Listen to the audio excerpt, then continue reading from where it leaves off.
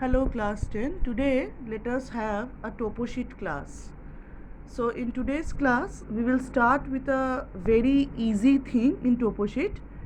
As of I think we have just started with topo sheet in class 9.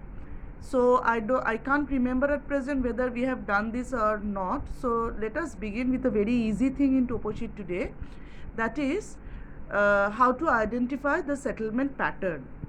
Okay, so first of all we have to understand one thing, that in a topo sheet, as we know that each and everything has got a specific symbol or a color. So let us begin with this, that as we can see these small rectangular blocks, some are very small, some are little bit big. So these small or big, whatever they look like, so these rectangular red color blocks, these are actually showing the settlement or human habitation. Okay, so in our syllabus, or according to our syllabus, we can say that there are mainly three kind of settlements. Okay, so regarding the pattern, we can say the first one is the linear settlement.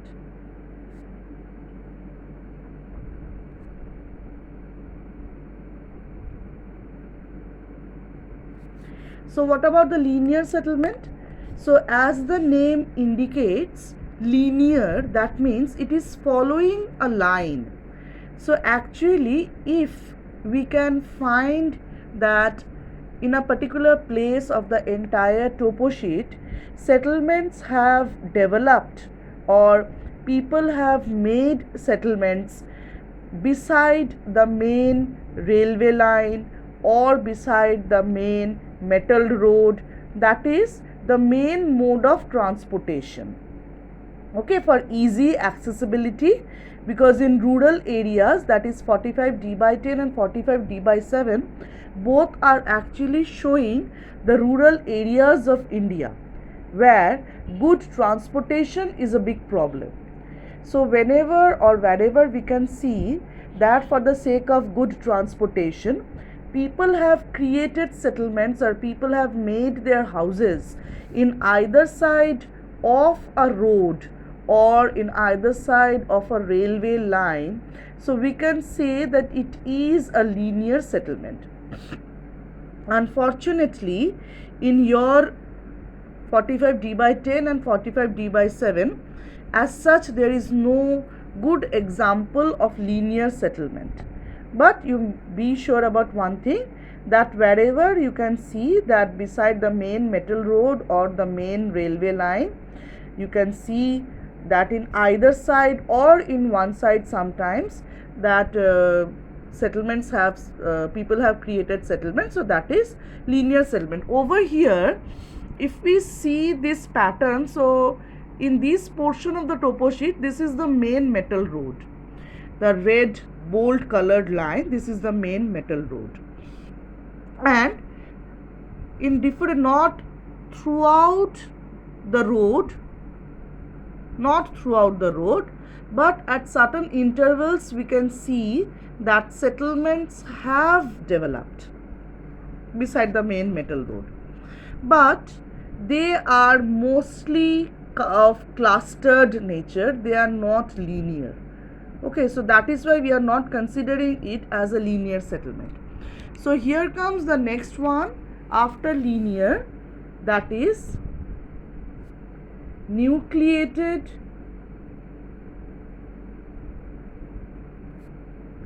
or compact or agglomerated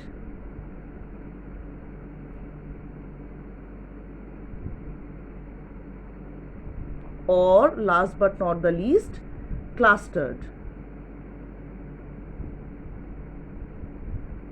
Okay, so the next type has got so many names, it is known by different names, like we can call it a nucleated settlement, or we can call it a compact settlement, or we can say that it is agglomerated, or even we can name it as clustered settlement. Okay, so the things are so easy that we can easily understand the type from the name itself. So clustered or compact or agglomerated or nucleated means when the houses are located very close to each other, that they have formed a group. So that is a clustered settlement or a nucleated settlement or a compact settlement or an agglomerated settlement. Okay, so as over here we can see that these are the main settlement clusters. So here villages have developed. Okay, so this one is Sanwara. Over here there are two villages. In one side there is Sirodi, which is a very small one, and in the other side there is Vahan, which is the bigger one in between these two.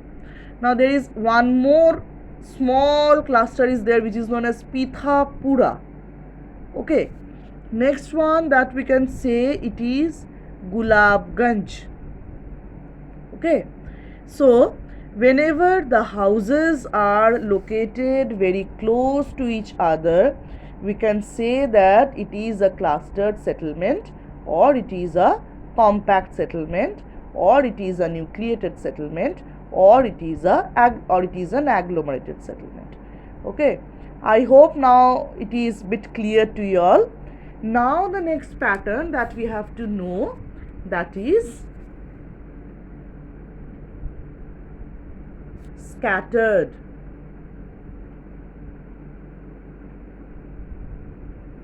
Okay, so now the next one is scattered. So whenever we can see that within a small grid the settlements are bit scattered, they have not formed any cluster, they are located just here and there, so that is, we can say that it is a clustered settlement, it is a scattered settlement. So here in this grid, the pattern that we can see, we can say that it is a scattered settlement. Okay, that means it is just scattered. Okay, within the whole grid it is just scattered, it is not clustered, it has not formed any cluster. Okay, so let us see whether we can find any other example for scattered settlement or not.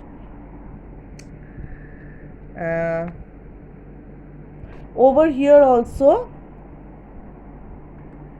if we see this portion,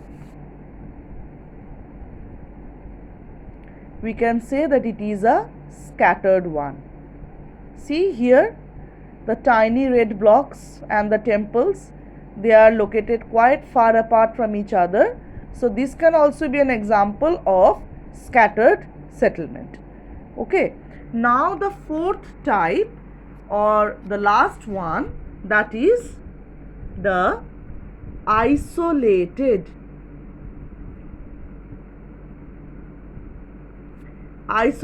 pattern. Okay, so this isolated pattern means when, suppose within the whole grid, okay, see children, I am just going back once. This is also a very good example of scattered settlement. See this grid, it is also a very good example of scattered settlement. It is not at all clustered and it is finely scattered within the whole block. So this is also a very good example of scattered settlement. Okay, now we are following the fourth one, or we will find out example for the fourth one. When within the whole grid only one or two settlements are there, or the settlements are located very far from each other, we can say that it is an isolated one. See here, the settlements are very far from each other and very few in number, so we can say that it is isolated. Or rather, in this grid also, one is here and the other one is here. Okay, so for this one also we can say that it is these are very good examples of isolated settlements. So now we came to know that broadly there are four varieties or four categories of settlement patterns. The first one is the linear settlement, when settlements are following a line, maybe a metal road or the main railway line, either in either side or both side, or in one side of that road or the railway line, when people have made settlements. So that is an example of linear settlement. Next is the nucleated or compact or clustered or agglomerated, when settlements are people have made settlements very close to each other, or they have formed a group of houses located very close to each other, we can say that it is a compact settlement. Third one is the scattered one. So when the settlements are located little bit far apart from each other, that they are scattered in the whole grid, so we can say it is a scattered settlement. That example that I have shown, this one is a very good example. And last but not the least, the isolated one, when hardly any settlement is there, or only one or two settlements are there in the red dots or red blocks are there in the whole grid. So we can say that it is an example of isolated settlement.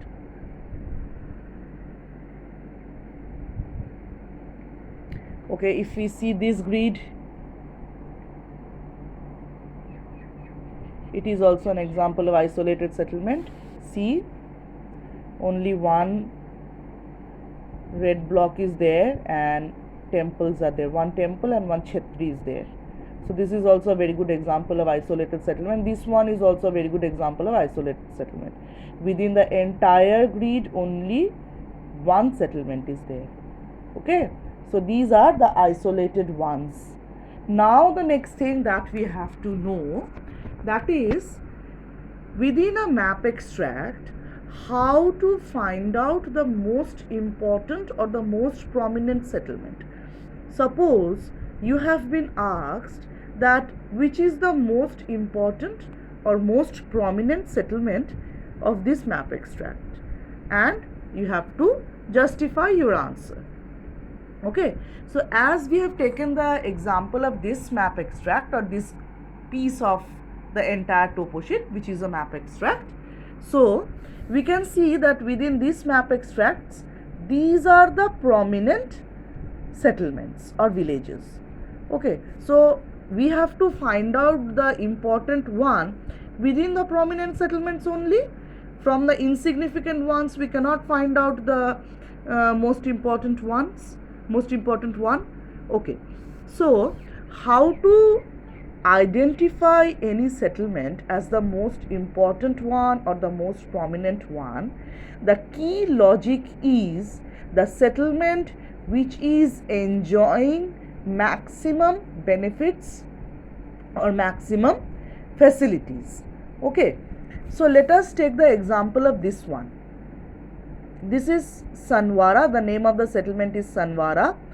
So for Sanwara, we can say that Sanwara has got connectivity with an unmetal road. See, this is a thin red line connected with this settlement. So a thin red line implies an unmetal road or a kacha road. Okay, so it is connected with a unmetal road, and it is located very close to the main metal road of the entire region. Okay, so being located to very close to the main metal road is obviously an advantage from the point of view of transport. So this is one advantage for Sanwara. So children, one thing I would like to mention over here, that sometimes students, they are mentioning that temple is there. So temple can be located anywhere. Even an isolated settlement can also have a temple. So please don't consider temple to be an advantage. Okay. So now the next cluster of settlement. Here we can find that there are two villages or two settlements. One is Sirori and another one is Vahan. Okay. So both the settlements have got connectivity with the main metal road, both Vahan and Sirori. And Sirori has a dispensary. It is written over here because dispensary don't have any symbol. It has to be written. So it is written dispensary, that means Sirori has got a dispensary. So for a rural settlement, if one has got a dispensary, it is a very big advantage or a very big thing. Now Vahan is also having a post office. Okay, so both Sirori and Vahan, they are enjoying two benefits. Both are connected with the metal road, and Sirori has got a dispensary and Vahan has got a post office. So from that point of view, both are in a similar position. Okay, now let us come to the next one. Pithapura is a very small settlement, so I am not taking this into consideration. I am moving on to the next one, that is Gulabganj. Let's see what is happening to Gulabganj. So now Gulabganj, though it is connected with the main metal road, other than being connected to the main metal road, I cannot find any other big prominent advantage for Gulabganj. Okay, so as of now, whatever settlements we have seen in the entire region, I suppose that Vahan is the most prominent one. Now you may raise a question, that means why not Sirori? Because both Vahan and Sirori, both of them are enjoying two advantages. Then why I have chosen Vahan? Because it is a bigger one. If we compare the size, then it is the bigger one. So that is why from this point of view we can say that Vahan is the most important settlement of this map extract. So we can easily understand that if two settlements are having equal number of advantages, then size matters. Okay. Now in today's class, the next thing that we have to learn, that is related with rivers.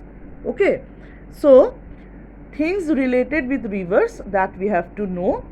So I think I should take the example of some other map extract where the rivers are shown very nicely.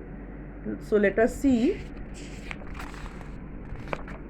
which one we can consider. Yes, so today regarding questions related to rivers, we will see this map extract, or we will work upon this map extract. Okay, so from rivers, questions that often comes, that is the direction of the river. Okay, and maybe they are asking for the direction of the main river or the direction of the tributaries. And another thing, sometimes they are also asking the slope of the land. Mention the slope of the land, or what is the slope of the land. So let me clarify one thing, that is, if we know the direction of the river, we will easily know the slope of the land, or if we know the slope of the land, we will easily decipher the direction of the river. Both are dependent on each other, or rather we can say both will be same. Okay, because the river water will follow the slope of the land only. Okay, following the slope of the land, the river water will flow. So, and another thing that they may ask sometimes, that is the nature of the river. Okay, so today let us learn those things one by one. So in this map extract, which is a part of 45D/10, so you can see the eastings and northings. It is starting from eastings, that is 09, and it is continuing up to 17. Okay, and northings, it is actually 10, and it is continuing till 19. Okay, so it is from 10 to 19, that is the northings, and the eastings is 09 to 17. Okay, so if we see this map extract, we can see that it is the Sipu Nadi which is the main river of this map extract. You can see that this is the Sipu Nadi. So now we have to find out the direction of the river. So my dear children, please don't think that the river is flowing like this without any evidence. Please don't think. The river water can flow in this direction also. Okay. So here in this map extract, we can see that there is an arrow, and the arrow head is actually showing the direction of the river. So as because this is north, this is south, this is east, and this is west, and this is the arrow. The arrowhead is in this direction, so we can say that this is north and east, and this is west obviously, and the river is going downward. So we can say that in this case the river is flowing from northeast to southwest. This is west and the river is flowing downward obviously, so the river is flowing from northeast to southwest. So as the river is flowing from northeast to southwest, obviously the slope of the land is also from northeast to southwest, because the river is following the slope of the land while flowing. Okay, the water will observe the slope of the land, and accordingly the water will flow from a higher level to a lower level. So now there is no problem. Now the tributaries, we can see in this case there are two tributaries. One is the Gangua Nadi, okay, and another one is, though the name is not written, let's see, okay, so it is Devangan Nadi. Okay, so two tributaries are there. So the direction of the tributaries will be, as tributaries are always joining the main river, so though within the tributaries there is no arrow within the tributaries, but still we can determine the direction, because tributary means a smaller river which is going to join, which is actually flowing in that way so that it can join a big river. So obviously the tributaries are flowing like this, and they are joining the Sipu river, adding the volume into Sipu river. Okay, so obviously this Gangua Nadi and the Devangan Nadi both are flowing from east to west to join the Sipu Nadi. So they are more or less following straight. I won't say straight, but not much of north or south is there. So we can say that they are flowing from east towards west, or rather we can say they are flowing from northeast to west at the maximum. Okay, so this is the direction of the tributaries in this case. Now suppose there is no arrow within the river, you will get those kind of extracts also where you can see that a river is there but there is no arrow within the river. So suppose you have got such an extract where there is no arrow within the river, then in that case how will you understand the direction of the river? Yes, obviously very easily you can understand the direction of the river with the help of the spot heights or with the help of the triangulation heights. Okay, you have to see the nearby spot heights. So in this case we have said, or we can see that the river is flowing from northeast to southwest. So here we can see that there is a spot height which is 268. Okay, and one more spot height is there very close to the main river Sipu Nadi, which is 257. Okay, so we can see the value of the spot height is more in this side and it is quite less in this side. So even if the arrow is not there, we can easily say that the river is flowing from northeast to southwest. Okay, so be very clear about one thing. If you get such a map extract where there is no arrow within the river, please don't get confused, because if you are fortunate enough, then only you will get a map extract where a river has got an arrow. Mostly you will be getting such a map extract where the river has got no arrow. So in that case you have to see the nearby spot heights, okay, and you can give the answer correctly. Now the next thing, that is the left bank and the right bank settlements.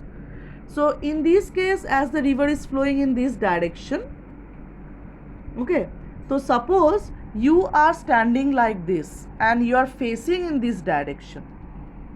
So if you are standing like this and facing in this direction, so this is your right and this is your left. So this is the right bank of the river and this is the left bank of the river. Okay, so you can give the name of any settlement which is located in the right side of the river or in the right bank of the river, and you can name any settlement which is located to the left of the river, left bank of the river. So suppose if the river is flowing in this direction, okay, you are facing like this, your face is in this direction, okay, you are facing in this direction. So if you are facing in this direction, you are standing like this and you are looking forward. So this is your right and this will be your left, and accordingly your right bank and left bank settlement will also change. The settlements will remain same, but you have to decipher which one is the right bank and which one is the left bank. If the river is flowing in this direction, this is right, this is left. If the river is flowing in this direction, then this is right and this is left. Okay, and accordingly we have to write down the name of the settlements which is in the right bank and which is in the left bank. Now the last question related to river. Last question related to river. Okay, that is the condition or the stage of the river. I should not say condition, the stage of the river. Okay, so how we will understand the stage of the river? So let me tell you one thing, that rivers which are flowing, the river has got 3 stages in their life. Okay, the first stage or the youthful stage, the second stage or the mature stage, the third stage or the old stage. Okay, just like the life of a human being. So one more thing, which is just to make your vision clear, or to just to give you a clear conception about this thing, that is, whenever a river is flowing through a hilly region or a mountainous area, then only a river is in its first stage or youthful stage. ঠিক আছে? When a river enters the plains or the plain land, the river may be in its second stage or the mature stage, or within the plains only the river can be in its third stage or old age. Okay, so be very clear, that is, a river can be in the first stage or youthful stage only if the river is flowing through a hilly area.